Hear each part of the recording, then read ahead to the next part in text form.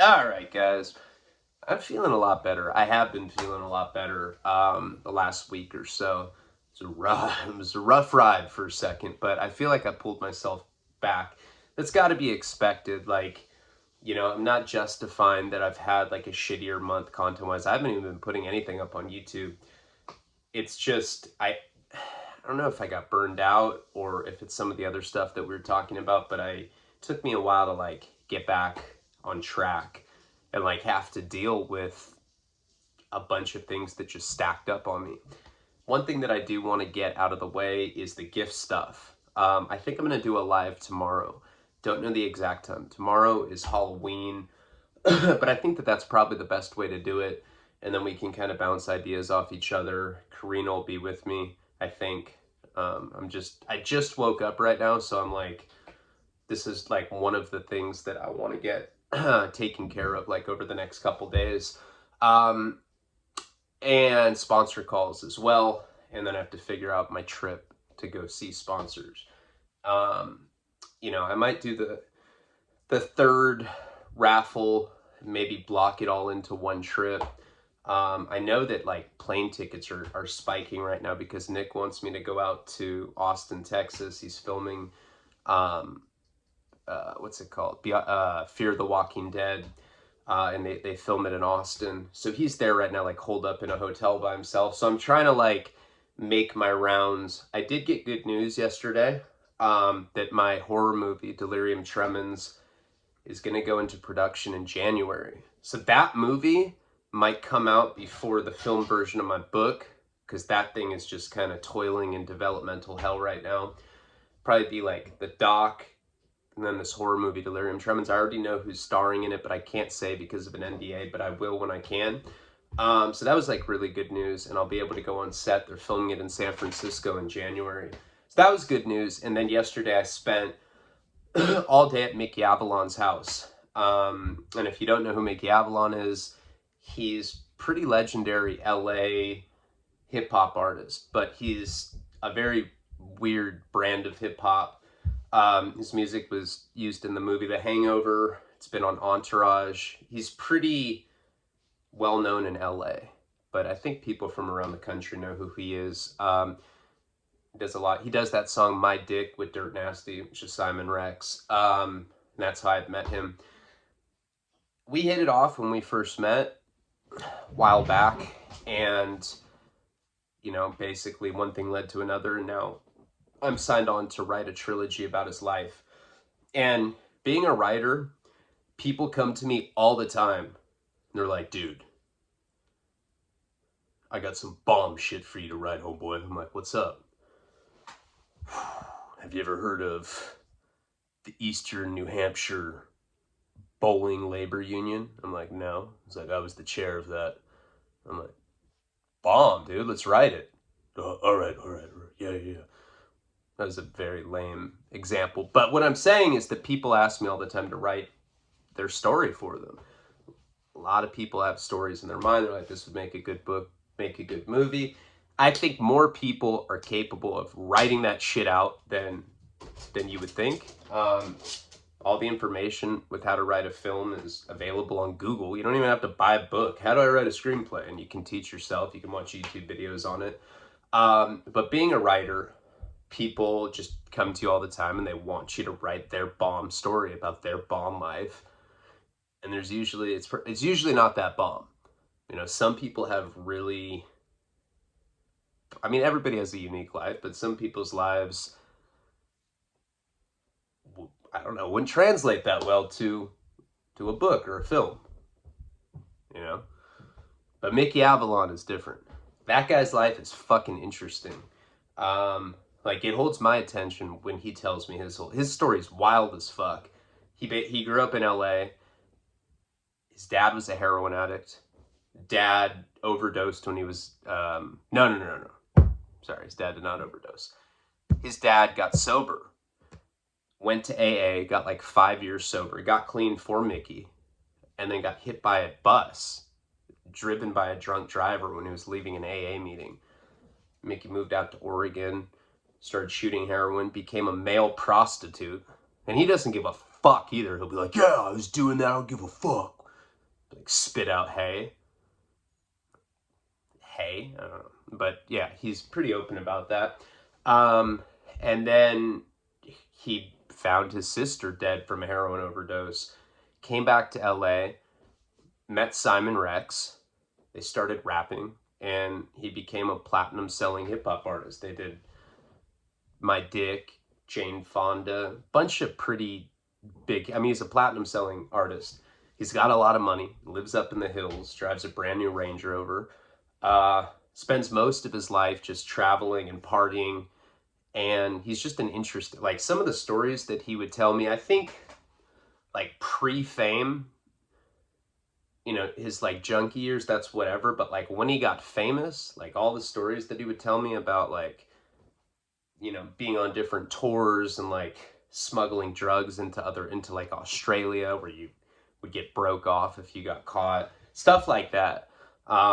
Every time I'm with him, it's just like I got my computer and I'm just absorbing this stuff and trying to create the framework to turn it into a 3-part book. I don't know if you guys, I don't remember what the feedback was like when I had him on.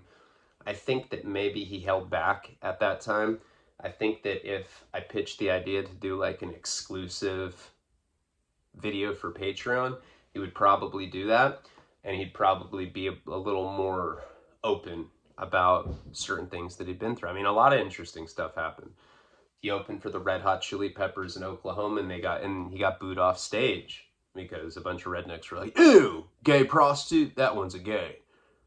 And then like one of his friends like, "Oh, I'm fucking spun out. I want to suck that fool's cock." Yeah, me too. Fuck that queer, I don't know. Some dialogue that's kind of swimming along in my head. So there's that. The longer cuts for the doc are pretty much just about ready. God, it's a long process. You got to remember, like, before I became the director of my own film, we had another one. This guy, Stephen Gabriel. You can see him talking in that footage where he's like filming Jeff and I doing drugs way back in the day. I wanted Gabriel to be the director. I flew him out from, where the fuck was he? I think he was in like Hungary. I don't know. He was somewhere in Europe. And we flew him out here, and I couldn't get along with him. Motherfucker is very hard to get along with. I recorded some rather damaging phone calls for me, not even for him. Like damaging because I just sound like such a psycho. I'm like screaming at him because he just would not comply with my vision, with Jim Ole's vision. Like he's like arguing with Jim, not directly, but like telling me like no. And I'm like, the motherfucker adapted Fight Club into like one of my favorite movies. I think he probably has a valuable input compared to you. You've been like straight up leading butt fucking conga lines in Sweden. He's like, "You're blonde." He's like, "Yeah, I don't care. It's butt fuck." So immature. I have to throw shit like that in once in a while, or else I just feel too trapped. So I had to fire this guy, and now I've had to direct the movie by myself. I've had to direct, produce, write. Jim's writes the narration. When you see Nick do the voiceover and later Johnny, when they do the VO, that's stuff that Jim wrote. That only accounts for 10 minutes worth of writing. The rest of it, I have to put together myself. And that may seem easy, but it's not, especially because I don't know what I'm doing. And I don't want to fuck it up. I feel like this is like my one big shot at, I don't know, but it feels like this is like my big, like 8 Mile moment. Even though I'm not a rapper. It'd be whack if I just was like, hey, I'm gonna be a rapper now. That'd be whack. I wouldn't do that. All right, let's get into the story. Okay, yeah, let's get into the story. It's early. It's like 9:30 in the morning. I'm never up this early. I have to do this phone call thing in about 30 minutes, so at a certain point, I'm gonna have to go. But I wanted to get something up to you since I got home too late to do one last night. So where we had left off last time, And I always see in the comments people get mad when I go back. So I'm just going to go straight into it. I'm at this guy's house. I'm out on the balcony. There's glass. Remember, this girl had driven me up there. She had a brand new Jetta. This girl, Courtney, she said that she did porn. And this guy started hitting her. Like, he was getting wasted and he starts beating this chick up. I'm out on the balcony and I can just see him hit it. Like, the thing is there was like a piece of furniture that blocked her face. So I could just see this guy's hand just going down, like, oh, just beating the fuck out of her. I started beating off. I was like, this is hot. And then I nutted. I was like, oh, shouldn't hit chicks. No, the fuck? What kind of joke is that? All right, but I'm standing outside on the balcony. I'm looking through the glass, and I see this guy doing that. And like I said in the last video, I think I said this, nowadays, because I've been to prison, my moral code, like, I don't have a lot of principles, right? I don't cheat on my chick. I mean, penetration is cheating. No, anything like that is cheating. I don't cheat. I'm against ratting. I don't steal from people. Lie, a little lie. But I don't hit women. And I'm not cool with people hitting women. And those are, like, I think my only principles. Oh, and don't hurt children, don't hurt animals. And I don't litter. I'm a good guy. That's pretty much what I'm trying to say. But back then, and I've always been a verbally abusive piece of shit. It's one of the problems with the documentary that we've been talking about. Like, the producers are like, you're unlikable. I'm like, I'm not unlikable. There's tons of people that are worse than me. They're like, nah, dude, like, you're a drug dealer, you're a pimp, you verbally abuse women on camera. People aren't going to like you. I was like, okay. Should we do a nude scene? They're like, why would we do that? Well, I don't know. I heard if the audience feels bad for you, then they can like you. They'll excuse it. They'll be like, of course this guy talks shit to women. His dick's fucking straight.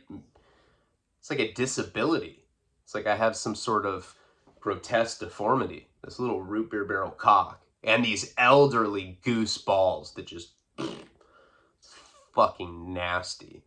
I feel bad for Karina. It just looks like a softball sack just slapping her when I... So anyway, the point is like, immediately I don't want to jump to the rescue of this girl, because truth be told, and I can say this now in retrospect, I didn't really give a fuck that much. And also, I couldn't see the damage that he was inflicting on her. But I wanted to get out of there. So I just opened the screen door, and I guess in my mind, I planned on, getting him off of her or whatever, like, hey, don't hit the porn star. I don't know. That's kind of how I saw it in my mind. So anyway, so I go inside there. He's still hitting her. Now that I've walked inside, he like stops hitting her and he looks up at me. And he just has, I'll never forget the look that he had in his eye. It was like this possessed werewolf look. He was just like, ugh, he looked enraged. The closer and he's just looking at me, and the closer I get to him, now I can see her, and she's just completely, she's beat up, she's battered, she's bloody, and I think that's what ultimately made me want to just stop the situation in my mind, because I couldn't really see her when I was outside. I just wanted to get out of there. Maybe stop it, I don't know, but when I saw her face when it was completely bloody to a pulp like that, I mean, this guy beat the fuck out of her. I'm 126 pounds at the time. I smoke crack. But I'm a little crazy in the head. I'm not, I don't know. Or maybe I'm just not very smart. But I look at him and I was like, you think it's cool to hit girls? Some like the most corny thing that I could say to him. He's like, yeah, you got a fucking problem with it? And like, I don't know why I said it. I don't know what I was expecting. But I was like, yeah, I do. He was like, well, step up then, bitch. Called me a bitch. I didn't do anything. I just stood there frozen, right? We're kind of like, I guess it was like a standoff, like I'm like looking at him, he's looking at me, he's not moving on me. I'm certainly like, I'm completely arrested in fear. Like my heart's like, and he's just standing there. And then all of a sudden, the chick gets up and hits him with the lamp. And it happened pretty quickly, you know? I guess me, like, just saying something to him, just interrupting, like, the flow of the beatdown that he was giving her, afforded the opportunity for her to be able to grab this, like, old, like, I guess, like, it was like a clay lamp, because it shattered on him, right? It broke. And he got knocked the fuck out right on the floor. My first thought was, because of like the suddenness of like how he was just up and enraged and looking at me with these crazy eyes, and then all of a sudden he's knocked out on the floor. Like my first thought is that she may have killed him. And she's like, let's go, let's go. And I was like, all right. And so we take off and we go in her Jetta and we leave. Now, we did not take the drugs with us, and I left there empty-handed without money. And I was tripping on that, you know? But then again, Sass never fucking told me. You never told me what I was supposed to do. I had no instruction with that. So we're like in the car and she's driving, and I'm like, when I say that she was beat up, I'm not talking about like a bloody nose, busted lip. I'm talking about she's leaking. Like she's driving and she looks like she's the girl running away at the end of Texas Chainsaw Massacre. Like her face is covered in blood.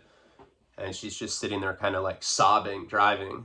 And I'm like, are you okay? And she's like, I'm like trying to like touch her to like calm her down. And she like swats me away from her. Obviously she had like the beaten dog syndrome, which was really sad to see, because I did spend time with her on the way there. And she seemed like a nice person. And I never like to see a girl get beat up by a guy. I just think that's like some really dirtbag shit. And, you know, we talk in silence. We drive in silence for at least an hour, and she's just kind of like softly sniffling, and then she like breaks the silence and she's like, hey, I'm completely fucked right now. And I was like, why? And she's like, well, that's my boyfriend, you know, but she had another sugar daddy like in Santa Barbara or whatever. And she said that the sugar daddy had kicked her out recently as well, and that she was like trying to make a move to live with this boyfriend guy. And like now that I guess she started fucking with this boyfriend dude because she wanted to get away from the sugar daddy, and now both situations kind of just imploded. And that's really all she had said about it. And she asked me if I had any way that could make money for her. I didn't know what that meant at the time. I'm like 21 back then, so I didn't just be like, you know what, I'll pimp you out, which I did in 2017, and I went to prison for. That's not how that happened. But she's basically asking me to help her make money. And so I started explaining to her the situation about Sass, how I tell her the whole story about what had happened when we went to Washington State, and how those guys had come to Jacka's and everything. And this girl was saying that she just wanted money to go start a new life, and she didn't want to be like some street walking hooker, which isn't even really how it is in Santa Barbara. It's not like there's a lot of hookers walking around turning tricks there. So we both had that dilemma where I needed money because I had to pay this guy back a lot of money, hundreds of thousands of dollars, and she needed to start a new life. And that's kind of how this conversation started. Now, at that time, I was hanging out with a lot of different strippers in Santa Barbara. Not really, it wasn't like my thing to go to strip clubs. I was never like that kind of guy. I think it was just the scene that I was in. You know, a lot of girls that I'd gone to high school with had gone on to be strippers. We only had one strip club in Santa Barbara, the Spearmint Rhino. I knew all of them for the most part. And, you know, contrary to popular belief, not all strippers are junkies. You know, everyone thinks that. They think that a girl can't possibly go up and dance on a pole and show her boobs if she's not smoking crack. I'm like, what? I have like one beer and I'm whipping my dick out. I'm that guy too. I've never been arrested for it, but like I'll walk around parties and be like, look at my dick, look how small it is, and I'll just get punched. I've gotten hit for that before. Yeah. If you bring my name up in certain places in Santa Barbara, they'll be like, oh, the dick guy. That's pretty much what people refer to me as. So I knew these like strippers, and I knew this girl, Alana Henderson, who I'd been friends with for many, many, many years. At that point, I'd gone to high school with her, and she was like half Mexican, half white. She's like a punk rock girl. What had happened with her, just to fast forward a little bit, because I guess it's important, and I don't know how this would fit in the story if I don't talk about it right now. What had happened with Alana is like years before this. So like I'm 21 at the time. She was the same age as me. We went to high school together. Before this period where I was hanging out with her and these other strippers, and I was hanging out with this porn star chick, Courtney, in her Jetta because I owed Sass all this money. Before all that, when I was in high school, I used to hang out with this girl Alana. She was a good friend of mine. And I had said something to her once when I was probably like 15. I forget what it was, but she interpreted it as I did heroin. Like I shot heroin. She's like, oh my God, me too. It's fucking dope. And I didn't know what she was talking about. And then she opened like a cigar box underneath her bed. She's like, come here, look at this. And it was a bunch of rigs. And it was like cookers and spoons and tourniquets. At 15, I'd never seen that before. You know, I'd never seen needles. And I was like, oh my God. And I was a druggie, but like even that to me seemed hardcore at that point. Around that time, I think she was 14 then, she had a threesome with some dude that I know. I never liked this guy. This guy, his name was Brandon. Brandon had a threesome with Alana and with like a 40-year-old chick. He was probably like 23, 24 at the time. Alana was 14. They had a threesome. Alana, this 40-year-old girl, and him. He was like 23. And they filmed it. And somehow, I think Alana's parents saw that tape. They gave it to the police. And they got charged with production of child pornography, which they very much deserved. I mean, that's some piece of 40-year-old woman. And I heard she was like on the thicker side. She's like, I'm trying to eat your muff. And Alana's like, I'm down. You're fucking fine. But she wasn't. She looked like you could roll her down a hill or something. All right. So anyway, that's mean. Karina always calls me a fattest. I can say that though. I've been fat as fuck in my life. I'm getting fat right now. So what? I'm happy. Fat and happy. So this guy, Brandon, he ended up going to prison for a long, long time. The 40-year-old chick, I don't know what happened to her, but she probably ate her way out of it. And then Alana, of course, just continued to slide down a very dark, slippery rabbit hole. Fast forward to this time period. She's a full-blown heroin addict. I mean, she was when she was 14 anyway, but it's not like anything's changed. Now she's even worse. And we always had similar humor, and I don't know, we were just friends, you know. She actually knew Will De Los Santos, the guy that wrote Spun, that bought the film rights for Wasting Talent off me. Back in that time period we're talking about right now, when the whole Copbusters thing was going on, she told me about him. She's like, dude, I hang out with this Asian chick down in Hollywood. She sells drugs to all the famous filmmaking people down there. Have you ever heard of a guy named Will De Los Santos? He wrote Spun. I met him the other day. Super cool. He was telling me about a film he's writing about transsexual rollerblader gangs. I swear to God, I'm not even saying that to be funny. That's what she told me. I was like, well, that sounds fucking amazing. She's like, yeah, you should meet him. And so I had heard about Santos then from her, and that was, probably like 06 or something. I'm going to get back to like where we're at in the story, but just to let you know what happened with Alana. A couple years after that, after this whole time period, I got busted by the feds. I was 23. And she was actually one of the first people to write me a letter just randomly. And when she wrote me a letter, she told me that she had just lost her leg. What had happened is she left a rehab with a guy. I don't know, she went to some rehab, had a rehab romance, left with some dude, and they got heroin. They went to her mom's house. They had like a basement type setup there, like like some room that was like understairs, like below the house. I don't know, a basement. And that's where they did it because, like, I guess Alana's mom didn't even know they were there. Anyway, Alana ended up overdosing, and she went out, and this piece of shit that she was with thought she died.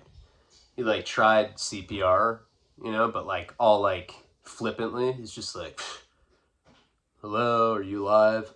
He like blew on her mouth. He's like, "I tried. I'm out of here. Death is whack," and he just left. What had happened, I'm sure I've probably brought one up before, but I just felt compelled to say this right now. She passed out. She went out on her leg, and she went into a coma. And because of the way that she had fallen out, she was like leaning on her leg. All of the weight from her body went onto her leg, and the circulation got cut off for like a day.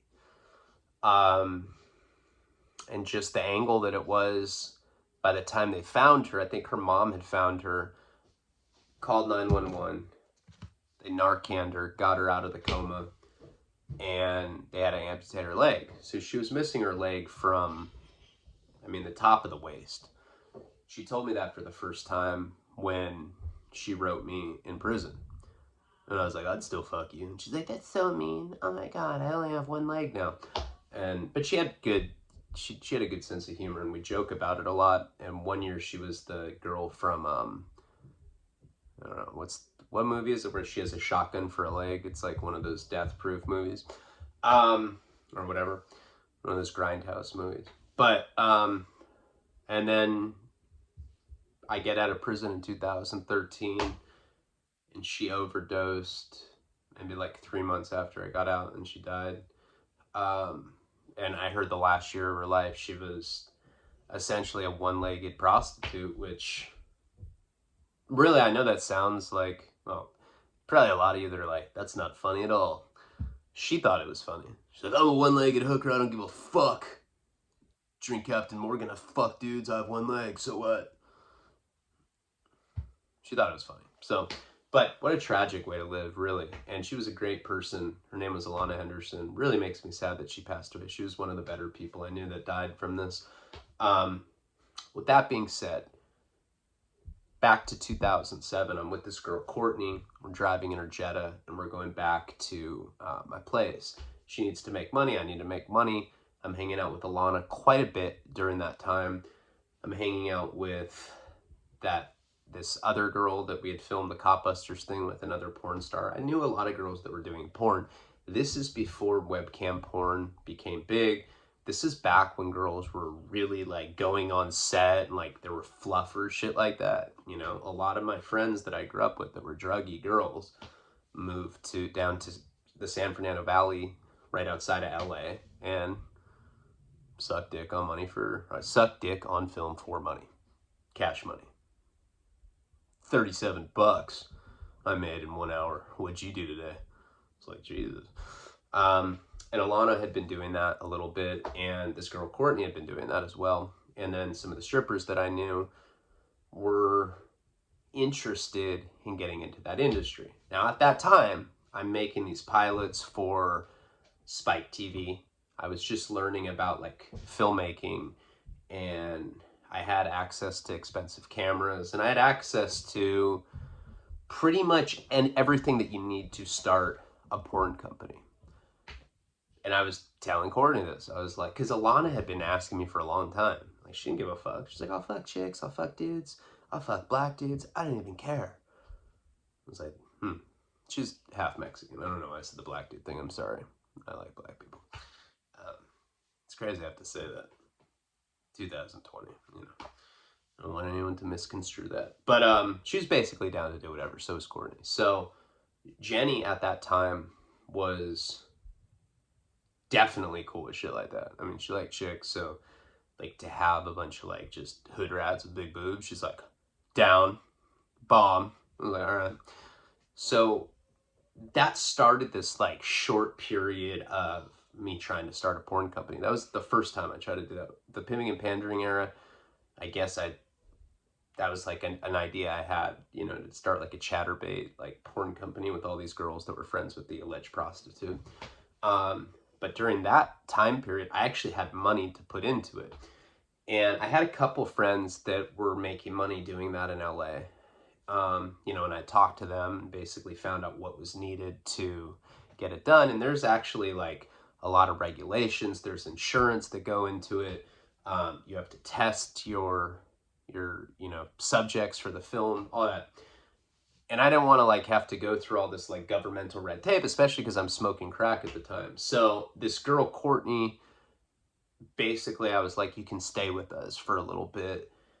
We're going to start this porn company. I had Alana over. We had a meeting. And I was just like, yeah, we'll just start filming you guys doing stuff. And we'll try to sell it. That was like my whole plan to like try to hustle my way out of the situation and try to get Courtney back on her feet. And I said she could stay with us for a little bit. I finally heard from Sass again. And he had come over, talked to me. When I first saw him, like, he didn't tell me that he was coming over. He just knocks on the door. I didn't attempt to call him after that because I was thinking in my mind, if I hadn't collected the money and that was really going to be an issue, um, that would probably more than double the debt that I had with him already. And I'm one of those people that I procrastinate, and also like if there's a problem, I'm just like, I'm not going to deal with this until I have to. And that's like kind of what happened with the dental stuff. You know, it's like I waited until it was so bad that it fucked me up. You know, it was a really became a serious situation where it didn't need to. So I wasn't trying to call Sass if I didn't have to. Um, so when I see him, he's not mad. That's like my initial, you know, assessment of how he looks. So that's good.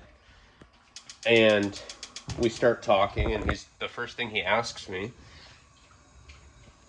is where Courtney is. He doesn't refer to her as Courtney. He says, "Where's the girl?" I was like, "No idea what you're talking about." And it's like, well, my buddy said that you came over, that you fucking beat him up, and that you stole his girlfriend. I'm like, dude. Fucking open my waistline, let him see my cock with my big old bush. I'm like, do I look capable of something like that? No, I was like, I don't know what you're talking about, dude. This guy was beating her up. She fucking hit him with a lamp, and we left. He's like, where is she? Like, she's not here. She was upstairs at the time when we're having this conversation. And he's just like, this is going to be a major problem for me. And I said, well, how did the payment work for that? He's like, it was already worked out. All you had to do is bring it up there. So thank God that wasn't like another added complication to this. But he basically told me that this guy that I had kind of helped her escape from was not a good person to have looking for you. And I guess this guy thought that I hit him. I don't know how. It's not even fucking mathematically possible, but the guy was so drunk at the time that I guess I could see how he was beating up his chick, and then all of a sudden he's knocked out because she shattered a lamp on him. That maybe he thinks that, well, it's probably the acne kid with the small dick. So of course I lied to Sass because I didn't want him to take this girl. I don't know. At that point, you know, she had become like a fixture in our house. Like, we were gonna start this porn company. I guess maybe I viewed her more of a friend than an asset.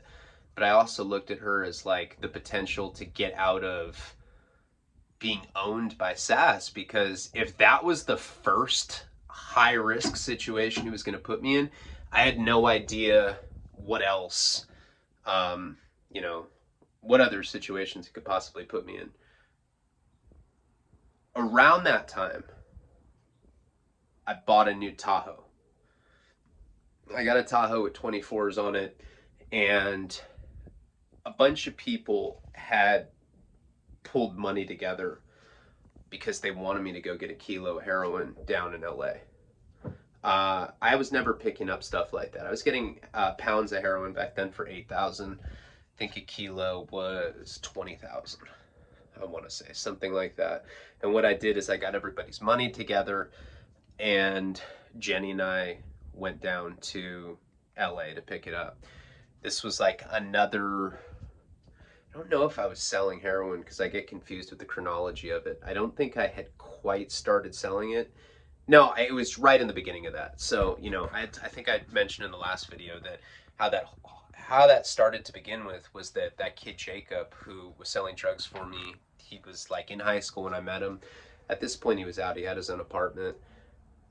The reason that I started selling heroin in the first place is because I brought some of those balloons back, remember, and he loved it. He was like, "This is the best dope I've ever done." So he started giving me money to pick up quantities, and then other people were doing that. And then all of a sudden it became this thing where like everybody was giving me money to go pick up weight. And so I like, at a certain point, I just made the decision where I was like, okay, everybody's hitting me up for this anyway. We're basically pooling money together to get large quantities. If I just get the large quantities myself, then I can keep my own habit going, and I can make a profit off it because there's all this demand for it. So this particular time when we went down to LA, I think it was just right in the beginning when we were selling it, and we get down there, and at that point we weren't dealing with Diana. That's the lady. Her name was Goofy, Diana Ortiz. I posted some of her paperwork, some of her bad paperwork on Patreon the other day. This is before I was dealing with her. So before I ever dealt with Diana, I was dealing with the Paisa. Don't remember what his name was. One day I called him, and somebody picked up and they're like, "Who is this?" I was like, "This is Ryan." "Who's this?" He's like, "This is Jerry." I was like, I forget what the guy's name was. I think his name was Diablo, maybe. They're always Diablo, little short Paisa dudes.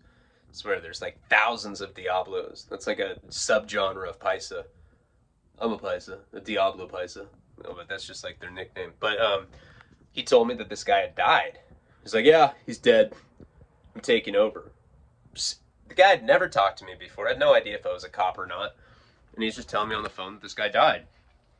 Maybe he had gotten like his cell phone and was just trying to like take over his like client base. But that's how I met this guy Jerry. And Jerry was this kind of like overweight guy with like a really sleazy like 70s porn star mustache. He wore Dodgers hats, and he smoked a lot of crack. And every time I'd be with him, he'd be like, "Here, put on this disguise." He'd give me some like just completely outrageous like bright orange hunter hat. He's like, "Look, now you look white." I'm like, "Dude, I am white. What the fuck? This makes me stand out." He's like, "Shut up, I'm high." And I was like, "All right." And so I started hanging out with this guy a lot. And he's the guy that got busted, and then eventually he like called me from prison from a phone and said that Diana was going to take over the business because they didn't want to lose out on the revenue. And that's the bitch that set me up. This time I went down to go meet Jerry. And Jerry lived right off Soto Avenue in East LA, which is like right in the heart of like the bad part of East LA. I guess there's no good parts of East LA. It's just like a very dilapidated, there's no white people. It's all Mexican. If you're white, they just assume that you're buying drugs. They kind of leave you alone. There's no black people though. Black person goes in there, they get like killed. Like there's like no black people in East LA. So he lived like up on this house on a hill, and I've talked about him before. I mean, I got close with him. I used to spend the night at his house when we watched My Cousin Vinny on VHS, and he'd just laugh at the same shit. That's like the only movie he had.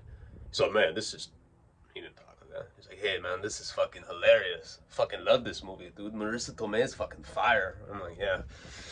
And I just like sleep on his couch, and like I spent Thanksgiving with him one year. And I remember one time I was out on his balcony. I'll never forget this. I looked out at MDCLA, which is the federal detention center that I would later be in indirectly because of him. And I said, "Is that the LA Twin Towers, the county jail?" He's like, "Nah." He's like, "That's the federal detention." He's like, "You'll never go to a place like that." And I was like, "Well, I'm never going to go to jail either." He's like, "Yeah, man." It's like, "You got a lot to learn, bro." He's like, "You're going to get busted eventually." Like, he was one of those guys that just like was in and out of prison so much that it just was like par for the course for him. But it was interesting and kind of foreshadowing that he was looking at this federal building and telling me, you know, that I would never wind up there. And then just a couple years later, I was sitting in there kicking methadone because of this motherfucker, because he set me up with his wife who's a rat. So we go down there and pick up a kilo, which is 1,000 grams of heroin. That's a fucking lot of heroin. You know, people had just given us money to get it for him. This is during that period where I'm trying to start my porn company. And so I'm having to do like these like sketchy bigger deals. Not just, this had nothing to do with SaaS. This was just completely like independent on my own because so many people were asking me for weight, and this was during that period where I was like putting everything together. So I get down there, I meet up with him, and I remember every time I'd met up with him before, we'd like go to his house, I'd be in his garage, just be smoking cigarettes, and someone would come over, he'd exchange money with them. That was that. This particular time, the guy that brought the dope, he brought it in like a duffel bag. It would just look like it was straight out of a movie. And I remember the guy had a gun just straight up sticking out of his belt buckle, you know, no holster, just a gun like tucked in his waistline, like an old school, like nice, like antique revolver, some real piece of shit. And I don't know, it was like I wasn't around guns that much in the beginning. And I remember that was the first time that I was like, whoa, like this is serious. Like this guy could just, I have $20,000. This guy could just take the gun out and take it from me. But it went, you know, as well as it could. I ended up leaving with the heroin, and we stopped at a gas station. I was driving. Now at that time, I had a warrant for my arrest. I'm not sure why I had a warrant, but I did just at that time. I don't know. I always had, it was for like something stupid, like resisting arrest, and like I didn't go to court, something like that. But I was driving anyway, even though I had a kilo of heroin in my car. And back then, I had just gotten this Tahoe. It had a drink holder. I may have told this story before, but it's important for like where the storyline's going. You open up the drink holder, and there's there's an area where it could literally fit a kilo of heroin perfectly. Like you could lay it down. It was like in like it was like wrapped in a brown, it was like wrapped in grocery bag paper. And it had like tape around it. A fucking kilo of heroin, 1,000 grams. So it fit perfectly under this drink holder in this little compartment. And we ended up going to this gas station, and I was telling Jenny, hey, I'm sick, I need to do a shot. I had rigs on me, I had a spoon, and I take just some of this heroin out of this kilo, and I do a shot. Did way too much. I remember, you know, back then I had such a big habit that it took a lot for me to get loaded. This dope was really good though, you know?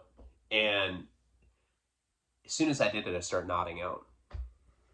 Nodding out to the point where I can't drive anymore. Now, Jenny, at this time, had been up for multiple days. So I guess I forgot to mention that our house had essentially become like a party house, you know? Courtney was living there. She had like porn star girls coming up from LA, partying with us all the time. It was a debaucherous house. It was like straight up being in like a fucking sanctioned orgy or something all the time. And so we were staying up multiple days at a time. Jenny had been up for like 3 days at this point. So after I do that shot, I'm way too high to drive. I tell Jenny, I'm just like, hey, I don't think I can drive home. And she's like, what do you mean? She's all mad because she's been up for a few days. I was like, I think we should just get a hotel. Like, I have a warrant. I'm too high to drive. She's like, you are such a selfish piece of shit. Fuck it, I'll drive. I'm like, all right, whatever. I'm so loaded that I'm passing out while I'm driving, or while I'm in the passenger seat. So she's driving home, and because she'd been up so long, she starts falling asleep while she's driving. So we get back to Santa Barbara. We're like probably like 10 minutes away from our house, and we have this kilo on us underneath the cup holder in the Tahoe.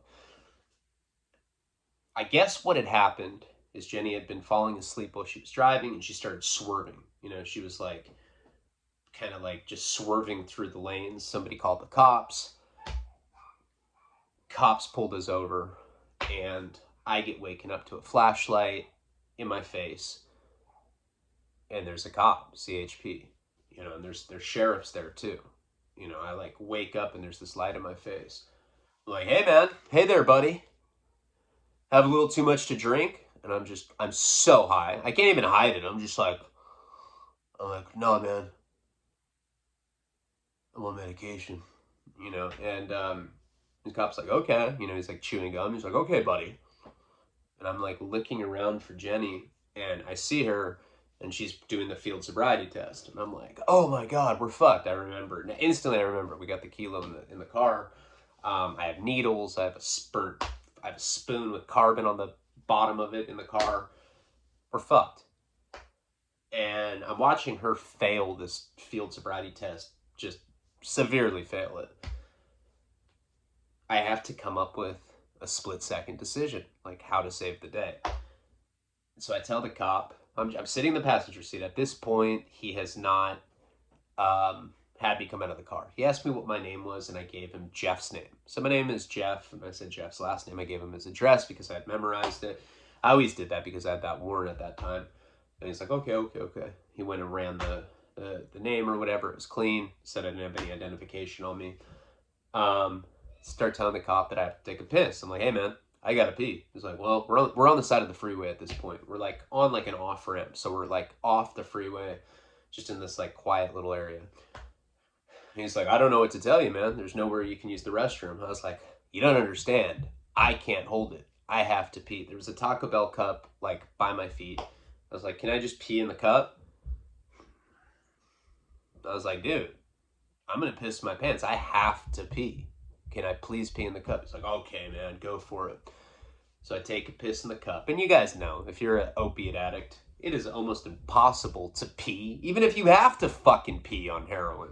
Just does it for some reason. You're like, it's hard to take a piss. So I start like trying and like forcing it, probably like squeeze my bladder so fucking tight that I start farting. I'm like pushing, and finally it just starts coming out, this like trickly, looks like my prostate had been ruptured, like little like broken up stream of piss. I fill up the cup. I take the cup and I put it in the drink holder.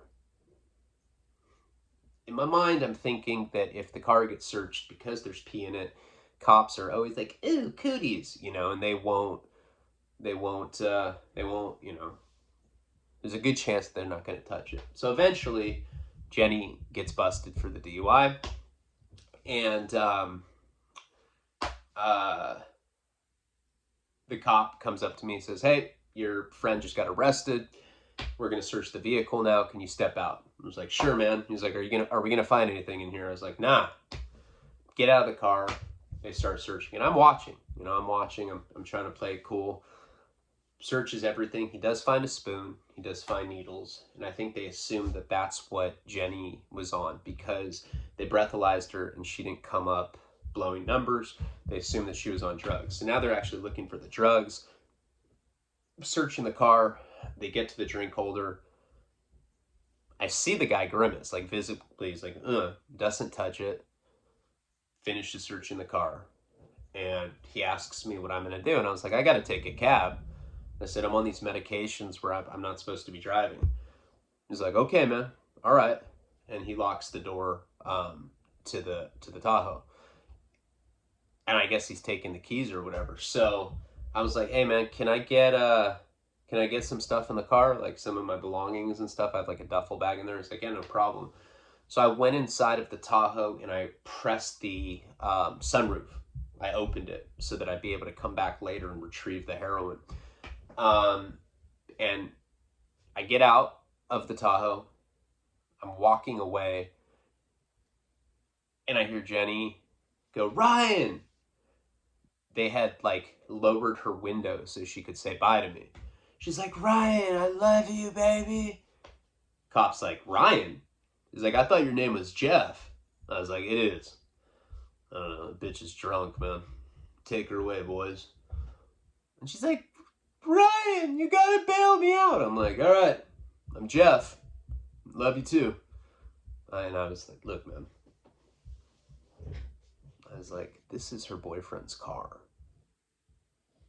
We're having an affair. I think she was just trying to make it look good for you guys. Guy just looks at me like he knows I'm full of shit. He's like, okay, man. And he lets me go. And I just like walk into the night. I had someone come pick me up. I crawled into the Tahoe and I ended up retrieving the heroin. I'm pretty sure I've told that story before. But anyway, the reason that that's important is Jenny ends up going to jail that night. I go back to my place and it's like me and it's like the house is filled with nothing but like stripper porn star girls and Jeff. Alana comes over that night and she's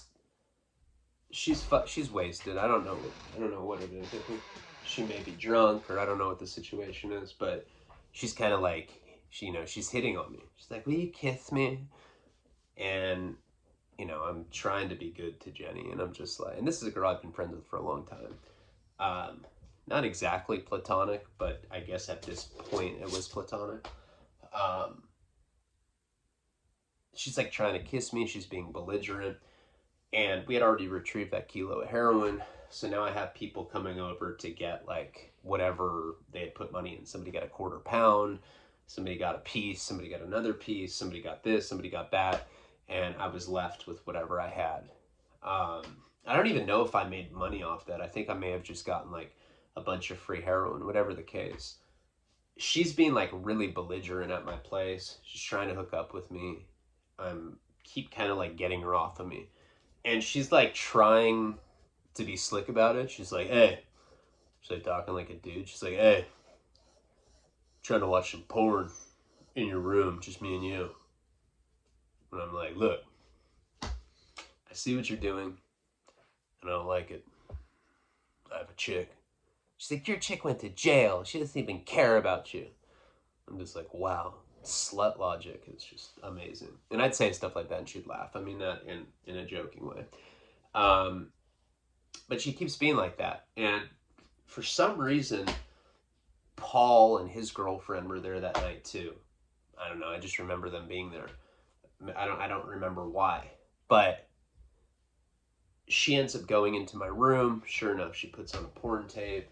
I mean, this whole house is just, this whole atmosphere is just completely fucking out of control.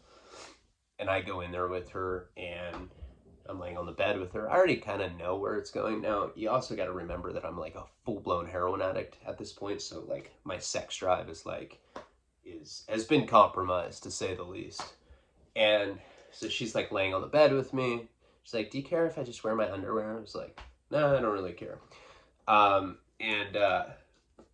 She goes to do a shot. So now she's like not wearing any pants. She's wearing a thong nonetheless. She's wearing like back then that was like a big trend in girl. She's wearing a thong. There's a porn on. And it's like not just some like whatever. It's like straight up like gangbang, like I don't even know why we have this tape at this house. It's like some hardcore like bootleg, like rough, really disgusting, like I don't even know, snuff. Nobody's getting hurt, but it's just like really violent. It's like, yeah, shut up, bitch. And I'm hitting her with a wrench. I was like, God, where does this shit even come? Who the fuck put this on? So that's on the screen. She's in her thong. She ends up doing a shot. She's like cooking up a shot like on my nightstand. She's like to the side of me. As soon as she does the shot, she fucking folds over and goes out. She overdosed on me. And this is why I remember Paul being there, because I like grab her body and I'm trying to drag her out of the room, right? I'm like pulling her out of the room. The porn's going on the TV. This is probably, I don't know, 9 or 10 hours after the arrest.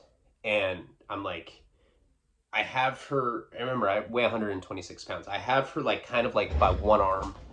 I think Courtney was downstairs. Paul and his girlfriend were in Jeff's room, and I'm like screaming for them to come help me. And I'm kind of like pulling her like this. I remember, because she didn't weigh much either. She was a straight junkie herself. And I'm like pulling her, and the door to my bedroom opens. Fucking Jenny walks in, you know, and the worst scene you could possibly imagine. There's like this hardcore snuff-esque gangbang porn on the TV. Alana's like shorts. She's wearing her booty shorts are like just crumpled on the floor. She's wearing a thong, and I like am like grabbing her kind of like by the waist and trying to drag her outside of the room, and she's overdosed on fucking heroin. Jenny looks at me and her mouth just goes slack, and we will get into what happened with that situation in the next installment of this series. I love you guys. Palabra.